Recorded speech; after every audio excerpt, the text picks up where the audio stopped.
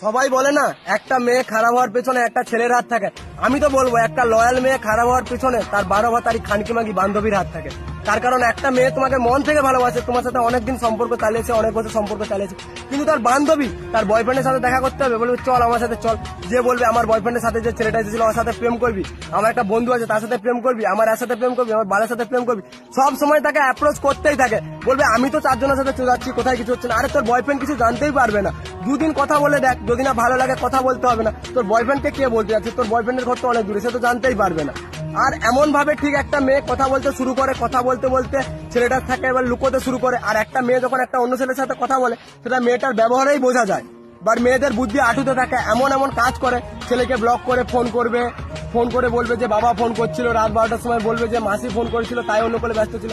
যে ছেলেটার কাছেও মেয়েটা ধীরে ধীরে খারাপ হয়ে যায়, যে ওই মেয়েটা আবার সেই যেই ছেলেটাকে ভালোবাসতে হবে সেই ছেলেটাকেই শত্রু ভাবতে শুরু করে, কারণ সেই ছেলেটাই ওকে এবার প্রত্যেকটা জিনিসে বাধা দিতে, সন্দেহ করতে শুরু করে।